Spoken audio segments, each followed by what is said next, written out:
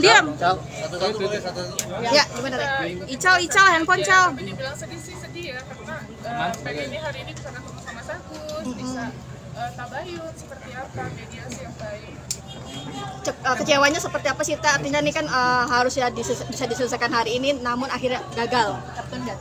Kecewa sih enggak, cuma lebih ke sedih aja, nggak bisa ketemu dan dapet titik terang dari orang yang bersangkutan. Ini kan ada ngomongan soal pihak ketiga, mungkin bisa jelasin soal pihak ketiga tersebut. Seperti apa sih? Itu justru yang kita mau cari titik temunya ya, gitu kan. Tapi memang karena perwakilan kantornya Bang FA ini dimandatkan hanya sebagai pemberi pendapat gitu kan, bukan mengambil keputusan, bukan untuk melakukan tindakan-tindakan lain. Jadi memang tidak bertemu. Dan tadi juga kan Bang Farhad sempat telepon, jadi ditarik mundur gitu kan. Ya itu yang kita harap ke depannya memang beliau langsung aja sih. Untuk pemberian donasi sendiri ada tenggat waktunya nggak sih Bang? Apalagi kan ini faksi, ada tenggat waktunya nggak untuk pemberian donasi? Karena kan Agus ini kan Operasi tanggal 20 nanti rencana. Ya, jadi memang kalau terkait penggunaan uang donasi itu kita selalu udah sampaikan ini bisa dirembes, ya bisa dirembes. Dan memang sebelum tim Bang Eva datang pun juga metodenya rembes, tapi memang tidak atau belum dirembes ke kita. Kalau dirembes kita bayar gitu kan. Jadi tambahin lagi rencana medis itu kita minta ya kan, kita udah punya rencana medis kemarin kan.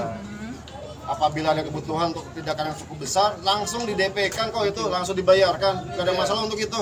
Langsung seketika itu juga, seketika itu juga ya. Jadi nggak ada masalah untuk itu. Pada saat yang pertama kali itu tanggal 21-22 Oktober kalau nggak salah ya, itu kita udah mau depositkan gitu untuk rencana tindakan operasi kelopaknya Mas Agus.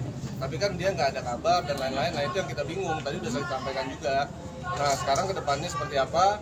Ya kita harapkan mereka tetap komunikasi gitu kan, pengobatan, upaya hukum dan upaya mediasi juga ya berjalan juga gitu. Jadi kita pisah-pisahkan lah, jangan dicampur-campur melebar-lebar kemana-mana. Tapi untuk tanggal 20 ini sudah ada permintaan dari yang buat operasi. Sampai sekarang ini Mas Geri ini yang proaktif ya sama istrinya Mas Agus Elmi. Setiap ada kejadian selalu saya minta tolong follow up terus. Jangan malu-malu, jangan sungkan-sungkan, udah terus follow up. Jangan berhenti untuk memfollow up. Apapun namanya itu. Mas Geri follow up. Waduh Om, tapi nggak ada jawaban, follow up terus. Ya, terus. Saya minta agar supaya di follow up. Kenapa? Karena kita mengetahui betapa penting dana tersebut untuk pengobatan. Bagaimana cara kita mengetahui? Kita harus deposit kemana dan lain sebagainya. Kenapa? Karena kita sudah tidak mengetahui lagi rencana medisnya seperti apa. Dulu kita yayasan yang pegang, Mas Geri paham persis. Tapi sekarang kan kita nggak pahami. Itu poinnya ya.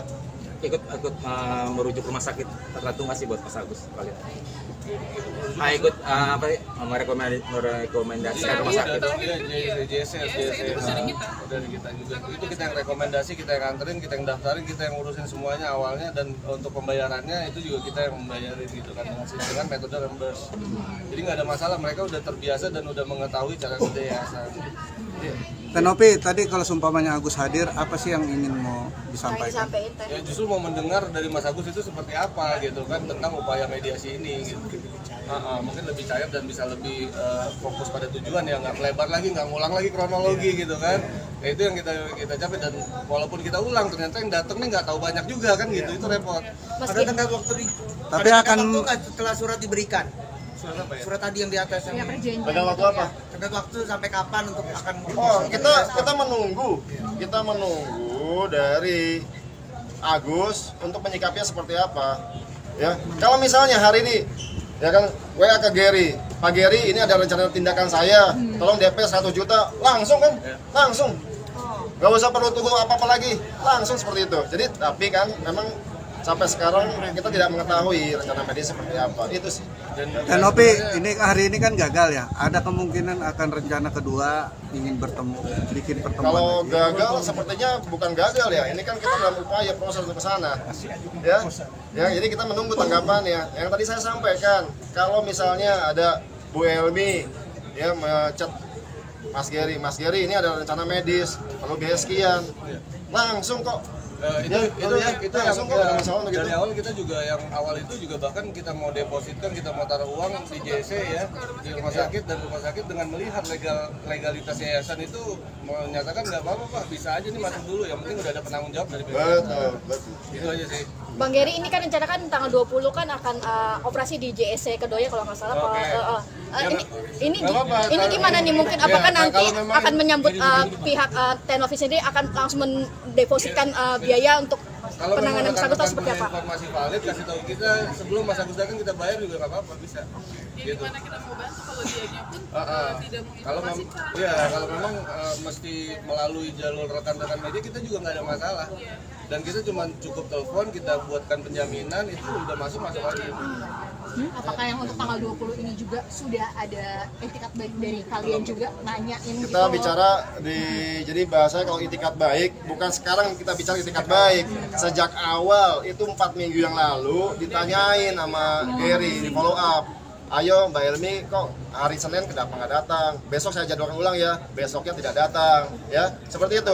Jadi kalau Anda bicara masalah itikat baik, memang sejak awal memang tidak ada, nggak ada nama itikat tidak baik di sini. Yang datang malah LP gitu. Iya kan? Itu yang kita bingung. Tapi nggak apa-apa, maksudnya laporan tetap berjalan, tapi pengobatan itu dipisahkan dari itu kan. Ya, yayasan komitmen seperti itu, dan memang Tenovis sebagai ketua yayasan udah menginstruksikan seluruh organ yayasan untuk tetap strict pada pengobatan tersebut. Gitu aja.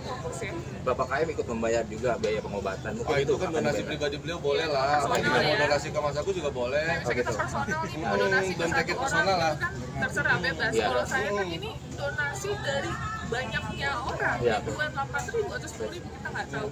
Ya sebanyak itu otomatis amanahnya dan moralnya tetap di yayasan. Mungkin sekarang ini mau kita closing statement aja gitu, Teteh udah lumayan capek nih habis kegiatan seharian. Nah ini kemungkinan tadi kita mendengar gitu kan dari para donatur, dan tadi ada kuasa hukumnya para donatur, nanti akan dibuatkan polling oleh mereka, ini menurut informasi mereka, akan dibuatkan polling berupa website resmi yang terdaftar di Kemenkominfo atau Komendigi, itu saya juga kurang paham. Nanti di sana akan ada 3 pilihan bagi para donatur yang punya verifikasi, bukti transfer dan lain-lain gitu kan. Masuk ke website itu, pilih, ada 3 pilihan menurut informasi mereka begitu. Ada uang ini tetap untuk Mas Agus, uang ini dikembalikan ke donatur sesuai bukti transfer, atau ketiga, uang ini untuk menerima manfaat yang lain, silakan aja. Itu bergulir aja kalau dari kita, dan mereka kuasa hukum donatur udah menyatakan nanti kalau udah dapat bulat dia akan menggugat yayasan secara perdata tuh untuk menetapkan hal itu ya Om. Ya kita lihat aja. Kita sih tunggu aja, lihat semua aja. apa itu kita tunggu. Kita lihat. Ya tapi poin penting di sini adalah Tenovi tidak akan mundur satu langkah pun untuk ya berbuat kebaikan ya sebagai pejuang kemanusiaan. Itu aja poinnya. Ya apapun yang terjadi kita akan langkah terus, jalan terus. Ya, gitu. Ya, mungkin itu aja ya teman-teman. Oke, terima kasih. Terima kasih.